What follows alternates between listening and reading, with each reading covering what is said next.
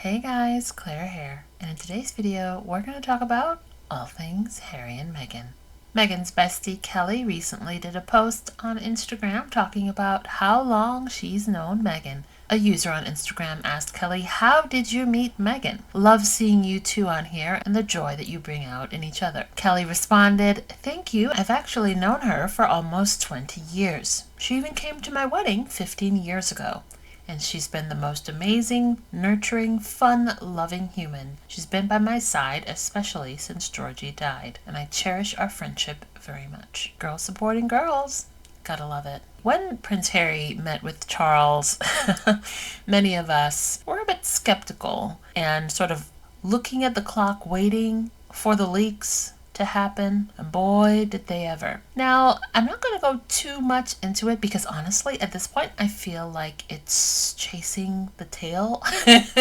We're back to the same old from the palace, unnamed sources leaking the press, here a leak, there a leak, everywhere a leak. It's the same palace, same press, same people. It's Harry trying to be the bigger person, trying to have a good relationship with his father, and certain people in the palace being mad about it, trying to stop it. Sort of like what they did with Harry and the Queen.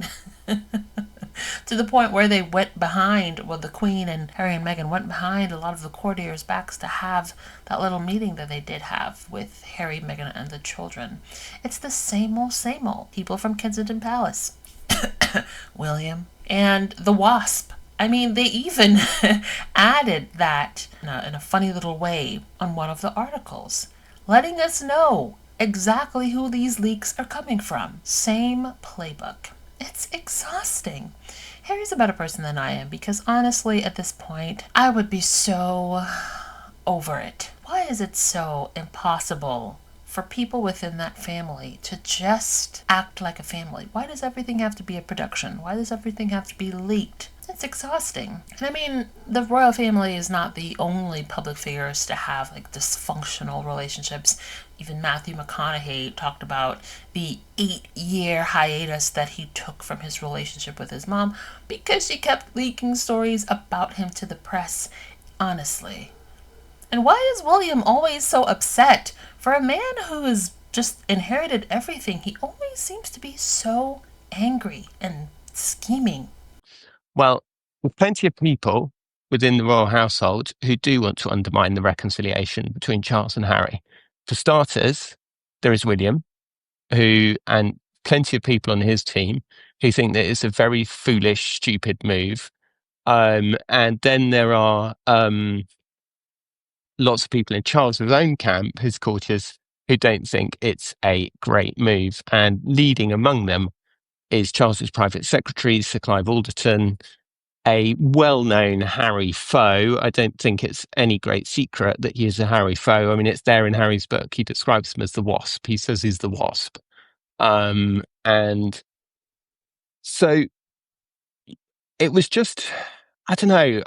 I understand Harry's point of view. Like, Harry feels like the back briefing against him and the sort of use of anonymous sources to undermine him. You know, it was one of the main complaints in Spare, and he feels that it was a massive contributory factor in the sort of breakdown of his mental health in the run up to him leaving the family, and part of Meghan's mental health troubles was this, and you can see, right, it would make you feel paranoid if there's stuff appearing in the paper and you've had a conversation with a person and you've said one thing, and then an account of it appears in the newspaper that says something totally different. I'm going to have a look at some of the comments here. Um, Yeah, it says Trish. I saw, "Let's stop all this pretense. Charles is well aware of what his courtiers are doing. If he wasn't aware, he would fire them. They are acting according to his wishes." Well, yes and no. You know, look, fundamentally, you're right, Trish. Like, obviously, no one can work for Charles and massively go against his will. They're a bit like the civil service. They do have a lot of power independently. I'd really recommend Valentine Lowe's book, Courtiers. It's a really good insight into how they sometimes get ahead of themselves and do things without his mission. But yeah, you're right. Like, ultimately, It's the Charles, and they can't blame the men in grey for everything. They can't blame the men in gray suits for everything. Charles has had a tremendous amount of power for years, even in the later years of the Queen's life. Personally, I believe that he had the power to stop a lot of the abuse going in the direction of Harry and Meghan. He joined with Camilla to use Harry as a scapegoat to fix their image problem after Princess Diana died. He hasn't stopped Camilla from doing all the things that she's done to rehabilitate her image. He is the father, the grandfather, the monarch, the head of the church. But his actions are not in alignment with those roles that he plays. And personally, I feel like he's sort of sitting back and letting it seem like, well, it's Clive and it's William. Everybody else is the problem. It's not me. I'm just dear old dad, and I want to see my grandkids. I don't know what's going on. I don't know why Harry's saying all of these things. Why is he always bringing the drama? That's how I feel personally when it comes to Charles and how he's playing into this. Like I said before, good luck to Harry. He's trying so hard, but I don't know if he'll ultimately get what he really wants. A good, healthy relationship with a father that he can bring his children around. Clear that he has no interest in coming back as a working royal, and these royal reporters know that. This Tom fellow, all of them, they know what's going on behind the scenes. They've always known. But at the same time, they can have all of this knowledge and on a daily basis write the most hateful, misinformed articles, go on those talk shows, those morning shows, Good Morning Britain, on panel discussions. They'll write books, and they'll try to gaslight Harry, Meghan, and the rest of the world into believing that the problem lies with the Sussexes, all the while knowing the truth. How does one do that on a daily basis, year after year? But we've seen, Tom is not the only one. We've seen a lot of the royal reporters do that. They'll say all the horrible things, but if you listen long enough, they'll come out and tell you the truth. And then they'll return to their regularly scheduled programming, which is, Harry and Meghan bashing and palace butt kissing. But this entire conversation about the leaks and the lies sort of reminds me of an oldie but goodie that unfortunately still applies. William, darling, take it from me, and I know you won't because you're your father's son. But if you had any sense, and God knows you ought to by now, dear heart, you'd take it on the chin like the prince you are and apologize to your brother. I know you think it's he who should apologize, but I need you, William, to focus on how little that matters anymore. What sort of king do you imagine you're going to be in the 21st century if you're not on speaking terms with the people's prince? I'll tell you what kind, the besieged kind. You'll be barricaded in your castle while those ghastly clowns in Westminster pillage Britain and Fleet Street convinces the poor people it's your fault, and you know where that leads. Harry will be gallivanting around with the entire Commonwealth in his pocket, and you, darling, at the rate you're going, you'll be lucky to hang on to the crown. I'm sorry, but you know it's true, and who else is going to tell you? Because let's face it, your father's entirely lost control of the narrative, hasn't he? As for that minx you married, I do declare I half think she's the root of the problem. Glad to hear she's home and recovering, by the way, from whatever it was. But not one for competition, is she? Pulled rank on the newcomer, then found she couldn't pull focus. It looks bad, William. It reeks of racism. It looks so bad that any fool could see you and Catherine need to put aside whatever personal objections you have to that lovely girl and meet the challenges of Harry's book. You know he has a point, darling, and half the kingdom may be backing you, but it's not the larger half. It's up to you, William, to mend this breach. And if not for the sake of the kingdom, then do it to save your own. Still no way back for Harry. I'm really glad about that, and so is Harry, because he doesn't want to come back. But more to the point, who in the British, non-working, taxpayer-funded, scrounging royal family is leaking all these stories? It's either Charles, Camilla, or William, or all three of them. Because where Harry's concerned, There's literally no privacy. How could they have known that there was photographs, small gifts, a bit of a chat for 52 minutes, 53 minutes? Who really cares? How could the press get hold of this? And this is symptomatic, and it's also absolutely proving Harry's court case that the royal family are in cahoots with the press, because the press set the tone of what you watching this, what you're expected to believe about the royal family. Not what the truth is, what you are expected to believe about this wonderful, scrounging family, not. I feel sorry for Harry. He's trying to do the right thing. He may have lashed out in anger in previous years, and I, as a human being, can completely understand that.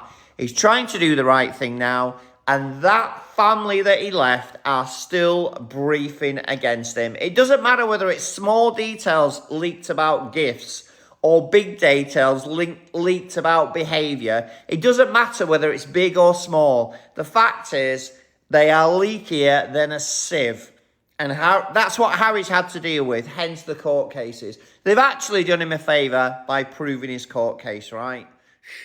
Many of us are looking forward to seeing Harry and Meghan receiving their Humanitarian of the Year award. Every time I start to feel like it's kind of been a while since we've seen Harry and Meghan speak publicly, they announce that they're going to speak publicly. I feel like they've really mastered the timing of being in the public eye and being public figures and doing public things, but then also having their own personal lives. I'm not going to say private because that word is very triggering to some. Anywho, they're going to be appearing at both the gala and the festival for World Mental Health Day, which is put on by Project Healthy Minds. At the gala, they're accepting an award for the work they do with Archwell. And then at the festival, they're going to be speaking. And I, for one, cannot wait to hear it. This lineup kind of goes crazy. I'm not super familiar with a lot of these people, but these are a lot of household names. Also, this festival is going to be in New York City, and because I'm absolutely delusional, I always look up if normal people are allowed to go. And the gala is selling tickets, and they're $5,000. So unfortunately for the likes of me and you, I don't know, I'm assuming that you're like me, but we won't be attending. But I'm sure we'll be able to see a video afterwards. I don't actually know that for a fact because I couldn't find any information on if it's going to be streamed. But anything I can find, I will be talking about it. With all the insanity going on from the palace and the press when it comes to Prince Harry and his recent meeting with his father, Meghan has been laid back, giving us hints on her upcoming home line for As Ever. And I've been seeing a lot of interesting conversations from fellow women about the way Meghan chooses to engage or disengage, and how motivating and inspirational that has been for them. Here's what I learned from Meghan Markle, Duchess of Sussex. The importance of choosing the right partner and marrying well. Choosing a right partner and creating your own lane. Self-worth and boundaries. Protecting your peace and leaving what no longer serves you. How to handle public scrutiny. Thriving under public pressure. Staying composed through criticism. Not shrinking yourself to be digestible. Remaining confident even when they talk. Learning how to navigate through certain spaces. Reclaiming the narrative of who a woman of color is. And lastly, it's never too late to reinvent yourself. You define how your story evolves. Is trying to curate. When a white man marries a beautiful black woman, a prince nonetheless, literally sacrifices the whole world for her, it's very triggering for these white women's narratives. You don't even realize it. Because you feel like something has been taken from you, because this is what you were indoctrinated with. Me. Samara's jealous. Harry changed his whole life for Meghan, and her boyfriend can't even change a tire. They subconsciously feel like something was taken from them. Don't get me wrong, there are so many male white creators are participating in this narrative, spearheading this hate campaign against women, but specifically now against Meghan. But it's really the white pick Misha women that I want to address today, because they've been flooding my feed, and I think they are so unaware of this white woman main character syndrome that they have in their head. They just don't understand. White men do have the worst case of this main character syndrome, but these white women are next in line. And Meghan is the perfect example of being the closest to the top of the hierarchy. And these white women, like Samara, feel like it's theirs. That's it, point blank, period. Like this is their role. Women like Samara feel like they deserve these opportunities first. And it's so important that we talk about this. I mean, it's time that we start educating ourselves, right? This is some great reads I recommend. Samara, I think I would love to send this to you for free. Because the hard truth is, you don't believe that a Black woman should be living a better life than you. And that's what it is. We're getting absolutely nothing that's authentic out of this. I mean... And this was the same woman who went on to admit that she is very much one of the people that Meghan alluded to in her interview. You know, the ones who make the content just absolutely blasting her show and everything that she does, but they're the same ones who go at home and make those recipes. They're the same ones who follow her on Instagram. They're the same ones who watch every single episode of With Love Meghan, probably more than once, because they do episode breakdowns, you know? So yeah, Meghan's got their number, and it's interesting to see other people calling those types out in real time. For me, it used to bother me a few years ago, but now, this year, the Samaras of the world just don't. I chuckle and I move on. God bless them. Now don't forget, the 4th annual Signal Award is coming up soon. So if you haven't voted for Confessions of a Female Founder, don't forget to do so. Now, in the last video, I had the link on the screen, but I'll try to add it to the description for those of you who were looking for it in the comments this time around. So Prince Harry just dropped a rare and strongly worded statement, and he's calling out the press for flat out lying. Reporters have claimed that Harry left his meeting with his father feeling like an official visitor and not a relative. Sounds juicy, right? Except that Harry says that this is categorically false. His spokesperson even called the quotes pure invention, and he accused the so-called sources of trying to sabotage every effort at reconciliation. Think about that. People inside the royal machinery are actively leaking poison even when Harry makes a private effort to reconnect with his dad. This is classic tabloid theatre. Take a tiny sliver of truth, and then you pile on as much fiction as possible to drive a wedge. But the difference is Harry's not letting them get away with it anymore. And the difference is we all know where the leaks are coming from. Anywho, what do you think? Because you would have thought that 2 weeks after his visit, 2 weeks after, and despite the fact that we had a whole president visit in between, the tabloids are still fixated on driving a wedge. So guys, since the Rangers, the royal family fans, and the Meghan haters always believe everything written about Meghan and Harry in the press and the tabs by British media, we're going to go ahead and believe everything written about Prince William and King Charles. That's how it works, isn't it? Right. So when I said that King Charles and Prince William are fighting, the Rangers, the royal family fans, the Meghan haters ran onto my video, jumped on there and were crying and saying, oh, how do you know this? Oh, it's a lie. Oh, it's a lie. Oh, it's a lie. Your favorite tabloids, your favorite press, Royal Rota, are finally speaking the truth about your royal family. Every time they write about Prince William, it's always he's raging, he's angry, he's incandescent with rage. And now they're confirming that there's a fight, a big fight, tension, rift, whatever you want to call it, between the king and Prince William.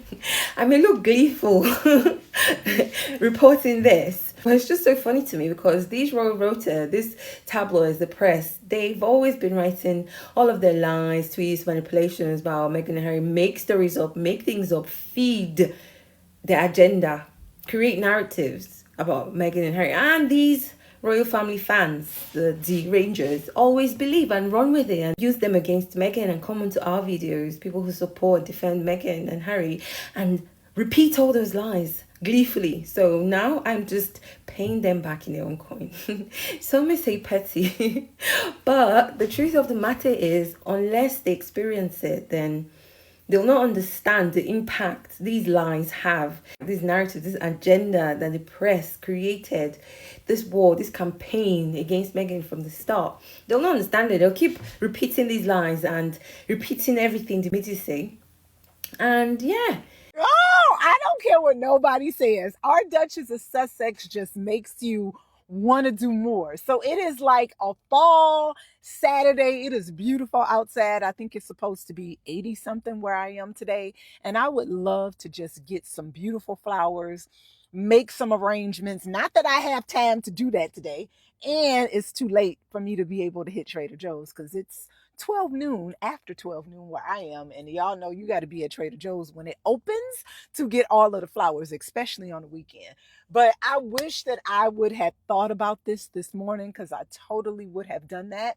But I was watching episode 1 of our Duchess of Sussex with Love Meghan season 2, and she just makes me want to be able to do some flower arrangements, like how she was doing that with her makeup artist and then the other 2 chefs. Like, I would love to be able to have done that today. Like, she just makes you want to do more. Like, I love it. Like, she makes you be in your element of like being a homemaker and baking, cooking, decorating. Like, all of those things are so fun to me. And I wish I would have thought about that today. Maybe I can do it tomorrow. We'll see. And Meghan Markle.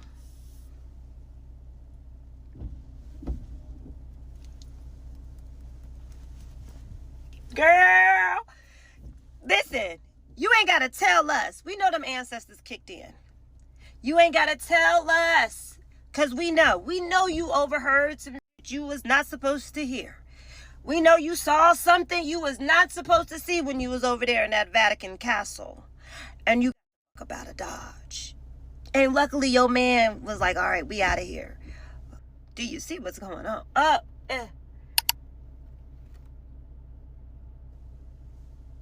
Meghan.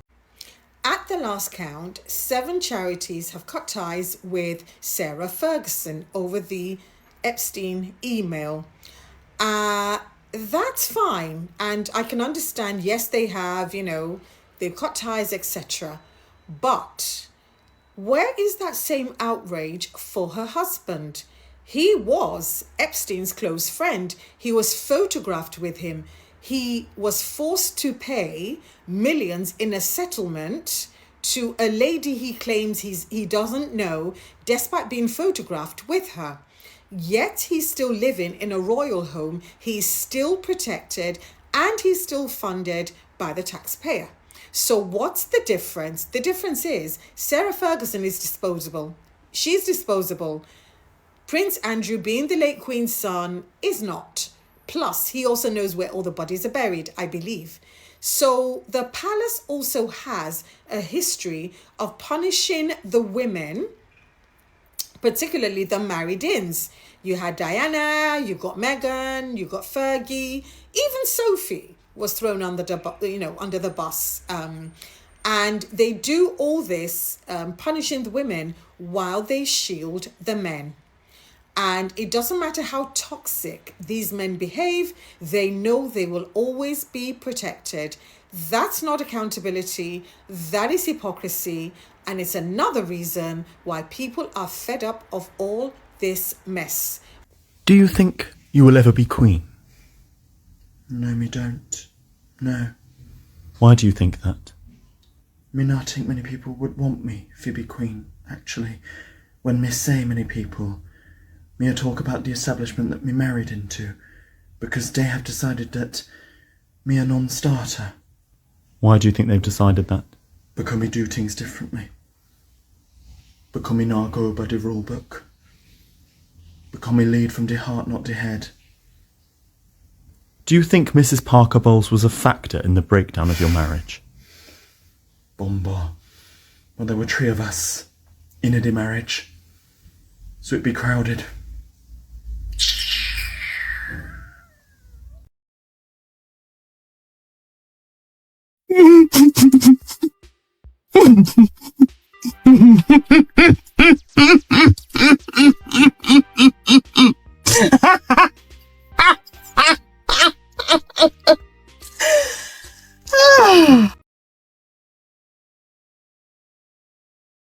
with that, we've come to the conclusion of today's video. Wherever you guys are, I hope you're having a wonderful day, and I'll talk to you guys in the next video. Bye! Thanks for watching. Don't forget to like and subscribe. Also, hit that notification bell.